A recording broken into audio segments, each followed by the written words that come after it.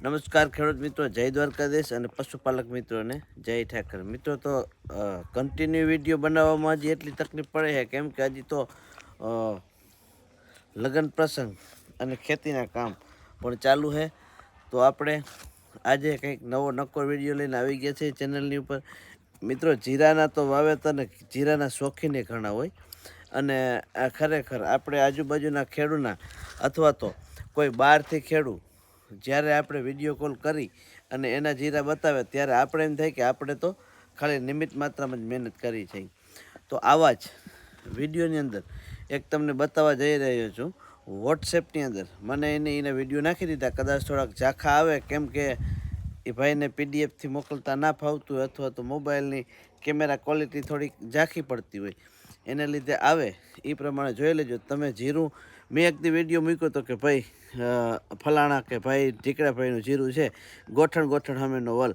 તો એ ભાઈ વિડીયો મારો જોઈ અને મને મારા નંબર લીધા અને પછી કીધું કે ગોઠણ હમો જોવો હોય ને વલ તો મલદેભાઈ કે અમારે એ વાડી આવી અને તમે પસંદ કરી જાઓ. તો એવા જ જામનગર જિલ્લાના શીતલા કાલાવડ તાલુકાના ગામ ફગાસ અને ફગાસ ગામના કિશોરસિંહ બટુકસિંહ જાડેજાની વાડીનું જીરું.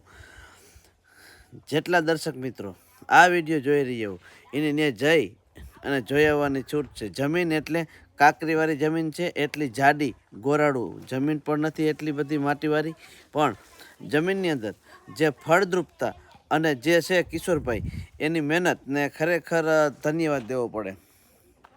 આપણે તો 17 મણ 18 મણ ને 19 મણ જીરુંની વાત સાંભળી છે અને 17 મણ ને 9 કિલો વીઘામાં મેં પકાવેલું છે. પણ અમારા બાજુના ગામ બજાણા ન્યાના નેભાભાઈ આહિર છે, એને કીધું કે અમે 19 મણ ઉપર જીરું કાઢેલું છે. અને આ ભાઈનો મને કાલે જ્યારે ફોન અને એનો વિડીયો આવ્યો ને ત્યારે ખરેખર થોડુંક આપણે એવું લાગે કે માંડવી પણ અમારા એરિયામાં 20 મણ કરવી કઠિનાઈવાળી હોય અને આ ભાઈ કહે કે અમારું જીરું 20 મણ પ્લસ થાય છે. ખરેખર વિડીયો હું બનાવું અને હું તમને વાત કરું, આ તો એને ઘરે જઈ એની વાડી અને જીરુંનો વિડીયો બનાવવાનો ટાઈમ નથી. નકર ખરેખર તમે એ વિચારમાં પડી જાઓ. 20 મણની વાત કરે, જીરું એક વીઘામાં થાય એટલે કોઈને મહિનામાં આવે ખરું? ના આવે. એમ કે અણી કાઢવાની તૈયારી કરે. તો આ ભાઈએ ખુલ્લી ચેલેન્જ દીધી કે તમે આવીને જોઈ જાઓ વાડી. તો આપણે ત્યાં જોવા તો નહીં પૂગી શકી પણ વિડીયોના મારફતે એ દેખાડી દે. તો જોઈ લ્યો એનું જીરું તમે અને પછી આપણે આગળ વાત કરીએ.